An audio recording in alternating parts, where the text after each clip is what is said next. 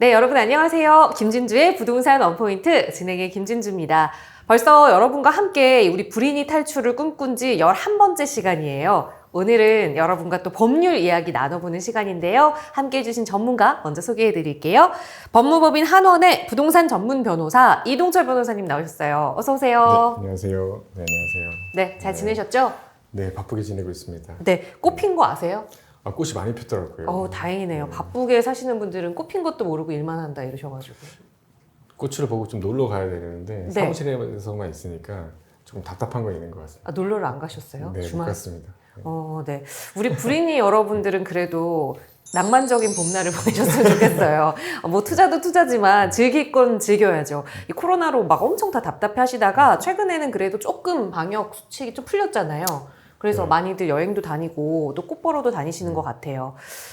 봄꽃이 피는 만큼 우리 부동산 시장도 활짝 펴야 될 텐데 부동산 투자를 하면 사실 어디가 많이 오를 만한 곳을 찝어서 투자하는 게 제일 중요하겠지만 그것보다 더 중요한 건 사실 그 내 권리를 잘 지키기 위해서 법적인 테두리를 잘 마련하는 거잖아요. 네. 그래서 우리가 이 법률 공부를 하고 있는데 지난 시간에는 그 여러 가지 계약의 조건들 중에서 해제에 관련된 이야기를 좀 나눠봤어요. 많은 분들이 조금 어렵다. 이런 이야기를 하셔가지고 어떤 내용인지 계약의 해제, 이 부동산과 관련해서 좀 간략하게 좀 정리를 해주세요. 네, 어려운 내용은 없고요. 가장 중요한 거는 계약은 계약서가 한번 써지면 되게 무르거나 아니면 파기하기는 굉장히 어렵다. 그래서 네. 이제 항상 신중함을 기해야 된다. 그게 첫 번째고, 이제 두 번째 같은 경우에는 저희가 이제 구체적으로 해약금 관련, 계약 해제 관련해서 네. 다 알고 계실 거라고 생각을 해요. 일방이 이행이 착수하기 전에 네. 매도인은 자기가 받은 금액의 배액을 상환하고 매수인 같은 경우에는 자기가 낸 계약금을 포기하고 네. 계약을 해지할 수 있다. 이 부분만 알고 계시면 될 것 같습니다. 네. 우리 변호사님은 전혀 어려운 내용이 없다고 하셨지만 그게 왜 우리에게 어려운지 이해를 못 하시는 거죠. 네. 갑자기 제 그 생각이 나는데 제가 고등학교 때 수학이 너무 어려워가지고 엄마한테 과외 선생님을 붙여달라고 했는데 엄마가 서울대생을 이제 붙여주신 거예요.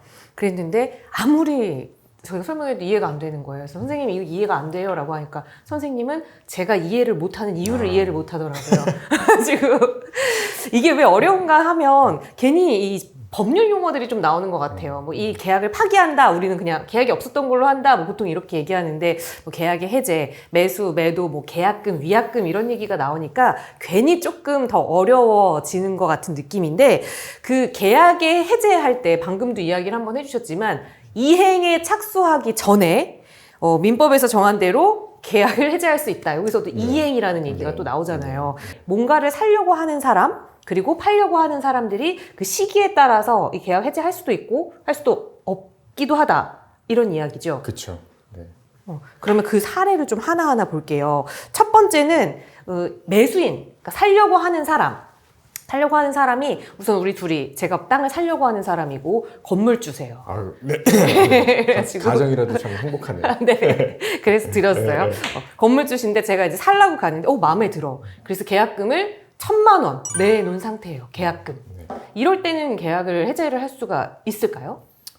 계약을 해지를 할 수가 있죠. 저희가 배운 대로 저희가 이제 계약금을 정하고 중도금을 정하고 잔금을 정하는데 네. 일단은 계약금만 낸 상태라고 한다면은 매도인이든 매수인이든 상관없이 네. 이제 매수인 같은 경우에는 그러면 내가 낸 거 포기하겠다. 그러니까 계약 파기하자. 네. 없던 걸로 하자라고 할 수 있는 거고 이제 매도인 같은 경우에는 내가 1,000만 원 받았으니까 네. 2,000만 원 줄 테니까 돌려줄 테니까 계약 해지하자라고 충분히 요구할 수 있는 거죠. 네. 네. 그러니까 만약에 건물이 너무 싸면 안 되니까 그럼 네. 10억짜리 건물주로 하시죠. 네, 여기 1,000만 원이라 하셔가지고 깜짝 놀랐어요. 네, 그럼 10억짜리 건물 네, 주시고 제가 그러면 계약금을 1억을 냈어요. 근데 이제 내가 보니까 왠지 저기보다 저기가 좋을 것 같아.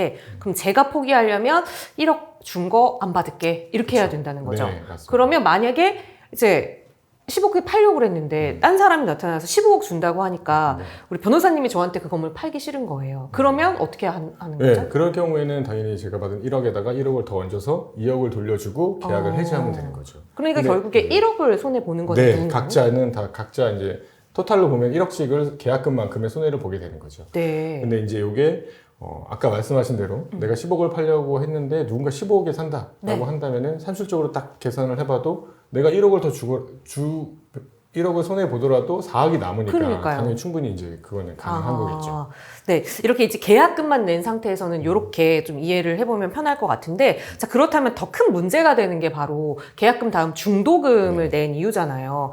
이게 아까 그 이행에 착수하기 전이다라는 말이 이제 법률 용어로 나오는데, 이게 그 중도금과 좀 관련이 있는 것 같아요. 예시를 들어서 좀 자세히 살펴보면 역시 똑같이 이제 10억 건물 주시고 제가 계약금으로 1억을 냈고 나머지 한 뭐 5억 정도만 중도금? 그러니까 9억이 남으니까 네. 나머지 나머지 잔금을 한 30%로 뺀다고 하면은 한 네. 3억은 잔금으로 빼고 그럼 한 6억 정도를 중도금이 남는데 중도금을 한 번에 낼 수도 있고 1차, 2차, 3차에 맞아요, 거쳐서 맞아요. 이제 나눌 수도 있고 2억, 2억, 2억, 3억 이렇게 나눌 수도 있고. 네, 근데 제가 이제 좀 돈이 많은 사람이야. 그래가지고 한꺼번에 중도금을 1차만 내겠다. 네, 그리고 네. 나머지 잔금 내겠다 해서 중도금을 6억을 드렸어요. 네. 그럼 저는 총 7억을 드린 거잖아요. 그렇죠. 근데 그때 해지하고 싶은 거예요. 아, 저기가 진짜 알짜배기 건물이 더 나온 거예요. 그러면 이 7억을 다 포기해요? 7억을 다 포기하는 건 아니고 일단은 아까 말씀대로 이행의 착수가 이루어진 거라고 봐야 되거든요. 중도금을 내서? 그렇죠. 중도금을 냈으면 일단은 매수인한테는 이행의 착수가 이루어진 거죠. 네. 이제 이게 매도인과 매수인의 이행의 착수가 다른데 그냥 당연히 매수인 같은 경우에는 계약금 이외에 중도금이나 잔금을 일부라도 지급을 하면 네. 이행의 착수에 들어간 거고 그리고 이제 매도인 같은 경우에는 건물을 갖고 있으니까 네. 이행의 착수가 뭔가라고 생각할 수 있는데 이럴 수 있어요. 계약금 받고 그럼 중도금 잔금 지급하기 전에 내가 먼저 건물 인도해 줄 테니까 거기 살고 있어라. 그리고 네가 그때 나중에 이 계약 중도금이랑 계약금 다 줘라 라고 할 수 있거든요. 그랬을 경우에는 매도인의 입장에서는 이행의 착수가 들어간 거죠. 그렇죠. 예. 그러니까 건물을 인도해 줬기 때문에 만약에 중도금을 안 줬다고 하더라도 계약을 해지할 수는 없는 거죠. 예. 그래서 아까 말씀하신 대로 계약금 1억 원을 받고 네. 중도금 6억 원을 받았어요. 근데 이제 매수인이 변심을 해서 이제 계약을 해지하고 싶다라고 하면 원칙적으로는 매도인의 동의가 없으면 일단 해지를 할 수가 없어요. 이행의 착수가 들어갔기 때문에 우리는 이제 이 배액 상환이라고 하죠. 이제 계약금의 배액을 상환하고 해지할 수 있는 거는 네. 당사자 일반 그 어느 누구라도 이행의 착수가 안 됐을 때만 할 수 있는 거지. 지금 매수인이 이미 이행의 착수를 했기 때문에 네. 매도인이 난 이 계약 해지 못한다라고 하면 그 계약은 계속 유지될 수밖에 없는 거예요. 네. 그랬을 경우에는 이제 매도인 같은 경우에는 소송을 하겠죠. 매매대금 청구 소송을 하게 되겠죠. 반대로 이제 매도인이 마음이 바뀌어서 네, 그럴 수 있잖아요. 매도인이 마음이 바뀌어서 내가 이 건물 10억에 팔려고 했었었는데 누군가 더 비싼 금액을 준다고 한다라고 했는데 중도금이 냈으면 해제 못합니다. 네, 해제를 못하고 왜냐하면 매수인이 나는 이거 해제 못한다. 네. 끝까지 가서 계약 성사시켜야 된다라고 하면 따라갈 수밖에 없는 거예요. 네. 하지만 합의가 이루어질 수 있겠죠.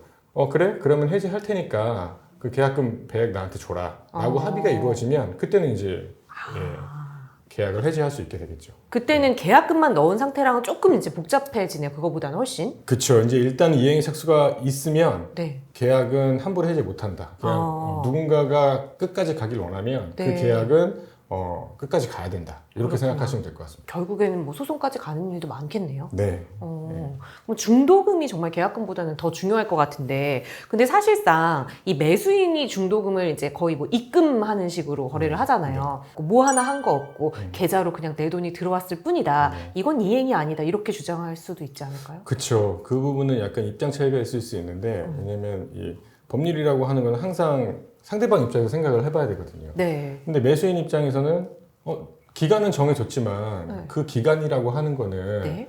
이게 일반적으로 그렇잖아요. 원칙적으로 따지자면은 그냥 딱 우리가 계약하는 날에 계약금, 중도금, 잔금 이런 거 없이 네. 그냥 한꺼번에 나 돈 주고 물건 넘겨주면 되는 게 맞는 거거든요.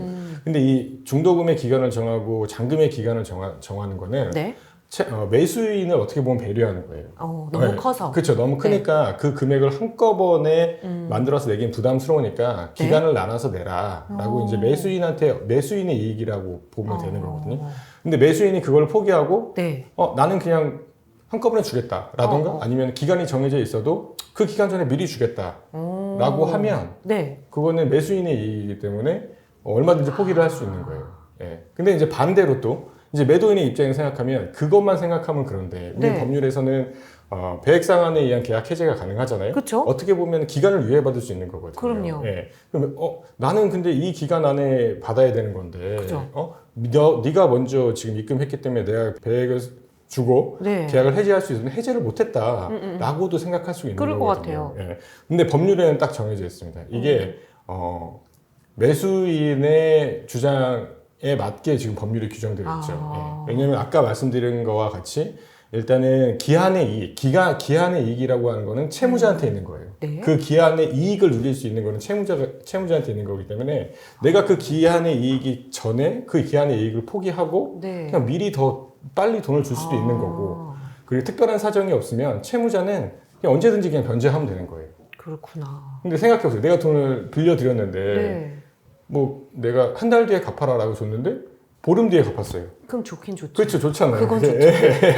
그렇기 때문에 그 기한의 이익이라고 하는 거는 채무자한테 있는 거기 때문에 근데 그거 이제 빌려준 돈 갚는 거는 좋지만 네. 집을 살 때는 건물주 입장에서는 좀 억울할 수도 있을 것 같아요. 왜냐하면 이제 내가 10억에 이제 계약금을 넣어놓은 상태인데 변호사님 주변에서 막 저 사람들이 15억에 산다는 소문이 제 귀에 막 들어오는 거예요. 네. 그러니까 제가 얼른 또 눈치가 빨라가지고 그러면 중도금 날짜도 아닌데 원래 한 뭐 6억 드리기로 했던 중도금을 1, 2억 아니면 이렇게 조금 소액 이렇게 해서 미리 그냥 그래 이거 변호사님이 미리 내면 된다 그랬어 이래가지고 입금할 수 있잖아요. 네. 허비 없이. 네. 그러면 진짜 억울하시 15억에 팔 수 있는데 10억에 저한테 주셔야 되잖아요. 그렇죠. 근데 이제 법이라고 하는 거는 말씀하신 대로 그런 네. 억울한 것도 보호를 받을 수 있습니다. 오. 예. 그냥 원칙적으로 따지면은 중도금이나 잔금을 정확하게 입금을 해야 되는 게 맞는 건데 그 네. 금액을.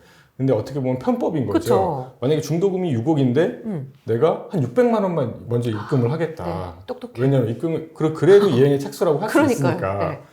그렇다고 한다면은 그건 이행의 착수기 때문에 계약을 해지를 못하냐 이렇게 주장을 할 수가 있거든요. 네. 근데 저희 법원의 판단은 그런 경우에는 계약 해제권을 봉쇄하기 위한 목적인 거고 그리고 온전한 계약의 이행이라고 볼 수 없기 때문에 그거는 계약 해제권을 행사할 수 있다라고 이제 보고 있거든요. 네. 근데 비슷한 사례가 있었어요. 비슷한 사례가 판례로도 나와 있는데 네. 요 근처예요. 저희가 촬영하고 있는 이 근처에 이제 어떤 아파트를 A라는 사람이 이제 매수를 하려고 네.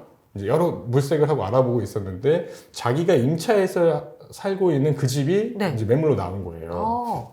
그래서 이제 임대인과 매매 계약을 체결을 한 거죠. 네. 그러니까 그게 시가가 한 4억 4천만 원짜리였는데 계약금으로 4,400만 원을 먼저 주고 네. 근데 이제 임대차 보증금이 있으니까 잔금 지급 시기는 따로 없고 중도금 지급 시기는 따로 없고 이미 전세금이 있으니까. 예, 정세금이 있으니까 네. 그러니까 잔금 날짜만 정해가지고 그날에 그냥 잔금이랑 이미 보증금이 있으니까 보증금이랑 합쳐가지고 내겠다. 네. 그 기간이 대략 한 3개월 정도 됐어요. 네. 계약을 체결하고 잔금 지급 시기까지 3개월이 됐는데 딱 계약을 체결하고 그 다음날 그날 저녁부터 이 뉴스가 나오는 거예요. 네. 뭐 고도 제한이 해제가 된다. 여기 이제 집값 개발을 한다라고 하니까 이게 부동산 가격이 이제 들썩들썩 거릴 것 같은 거예요. 네. 그러니까 이 매수인 입장에서 너무 불안한 거예요. 이게 매도인이 이거 안 판다고 하면 마음 어떡하나. 바뀔까봐. 그래서 바로 그 다음 날, 네. 바로 그 다음 날 오전에 아까 말씀드린 그러니까 중도금이랑 잔금의 한 1.6% 정도, 1.5% 되는 조금 되는 금액을 무통장 입금을 시킨 거예요. 네. 입금을 시킨 거예요. 근데 그게 어떻게 입금을 시켰냐면 잔금의 일부다라고 이제 표시를 해가지고 입금을 시켰죠. 이제 그게 사건이 발단이 돼가지고 이건 이행의 착수기 때문에 계약을 해제할 수 있느냐 없느냐 네. 이거 가지고 이제 법원에 가서 이제 다툼이 있었고 법원의 판단은 그건 온전한 이행이라고 볼 수 없기 때문에 계약 해제가 가능하다라고 네. 해서 그런 판단이 나는 적이 있죠. 그분은 정말 법적으로 공부를 진짜 많이 하셨네요. 그런 것 같습니다. 저희가 오늘 공부하는 내용을 미리 알고 네. 사실 정말 이게 집주인이면은 진짜 억울할 수도 있잖아요. 저희 이 촬영 장소 옆에가 한동안 이 집값 때문에 많이 고생하셨던 네. 분들이 많으셔서 네. 근데 이제 좀 오른다고 했는데 이 싼 값에 그냥 넘겨야 되는 상황이 올 수도 있었던 건데 결국에 법은 우리보다 더 똑똑하다. 그렇죠. 법은 이제 항상 일반인의 상식을 벗어나면 안 된다고 생각을 하고 네. 그게 가장 이제 기본이 돼서 이제 판단을 하고 이제 법률이 제정이 되는 거기 때문에 네. 그렇다면은 우리 이제 갑자기 저는 원래 그래도 이 매수인들 약간 임차인들 네. 편이었지만 갑자기 집주인 입장 막 이런 건물주 입장이 되고 싶네요. 그분들도 매도를 할 때 좀 안정적으로 이런 당하지 않고 판매를 하고 싶으실 수 있잖아요, 매도를. 그러기 위해서 저렇게 매수인들이 중간중간 중도금으로 이렇게 장난치지 못하게, 내 의지와 상관없이 먼저 입금하지 못하게, 뭐 이렇게 하는 방법 같은 건 없을까요? 있죠. 저희가 계약서를 작성할 때 네. 그래서 특약으로 넣으면 됩니다. 저희 중도금 지급 시기를 딱 정하잖아요. 네. 그래서 이제 특약을 어떻게 넣으냐면 중도금 지급 시기 전에 넣는 거는 효력이 없고 네. 인정하지 않는다. 라는 내용의 특약을 넣으면은 네. 일단은 그 부분은 그대로 유효하기 때문에 그 전에 미리 입금을 한다고 하더라도 그 특약에 의해서 계약금의 배액을 주고 해제를 할 수 있게 되겠죠. 네. 계약서에다 특약에 그 날짜 이전에 하는 건 이행에 착수한 게 아니다. 뭐 이런 걸 써야 되는 거군요. 매도인 입장에서는 빨리 계약을 해제하고 싶다라고 한다면은 빠르게 움직이셔야 돼요. 왜냐면은 중도금을 언제 입금할지 모르는 상황이기 때문에 무서워요. 네. 그 계약 해제 통보를 하셔야 됩니다. 나는 계약금의 배액을 상환해 줄 테니까 이 계약 해제하겠다라고 네. 통보를 하면 되거든요. 네. 근데 이제 통보를 받고도 아무 응답이 없고 그냥 딱 중도금 입금 날짜에 네. 매수인이 중도금 입금해 버려요. 네네. 그랬을 때의 효력은 어떻게 되느냐라고 한다면은 이미 통지를 했기 때문에 네. 이행에 착수를 한다고 하더라도 그건 인정이 되지 않습니다. 네, 그렇기 때문에 만약에 계약을 해지하고 싶으시다라고 한다면은 빠르게 움직이시는 게 좋고 그렇다면 한 가지 더, 요즘에는 좀 그런 분들이 많은 것 같아요. 좀 마음이 급하셔서일지 아니면 부동산 가격이 너무 막 오르락내리락 해서인지 저는 계약금과 중도금을 한꺼번에 내겠어요. 이런 계약들이 좀 많이 있잖아요. 네. 그러면은 그거는 계약금 내고 중도금 첫날 같이 냈다면 이거는 이제 그 2배로 배상하는 해제는 불가능한 거예요. 네, 네. 이행의 착수가 이미 있었다라고 보기 때문에 네. 이거는 뭐 그럼 매수인 입장에서는 좀 천천히 하셔야겠어요. 굳이 중도금까지 다. 하긴 매도인 입장에서도. 네. 그러니까 내가 이거를 번복할 여지가 있는지 없는지를 신중하게 좀 생각을 그쵸. 해보셔야겠네요. 근데 또 요것도 이제 어렵잖아요. 우리가 중도금이 뭐 저처럼 아까 가정한 것처럼 막 6억, 7억이 막 그냥 있는 부자면 모르겠는데 그렇지 않은 분들은 막 대출 받아야 되고 뭐 이렇게 하다 보니 1차 중도금, 2차 중도금 이렇게 좀 나눠서 내시잖아요. 그러면 이거는 1차 중도금만 입금을 해도 이행이 됐다라고 보는 걸까요? 네, 맞습니다. 1차 중도금만 이행이 돼도 이행의 착수가 됐다라고 보기 때문에 계약을 해지할 수가 없습니다.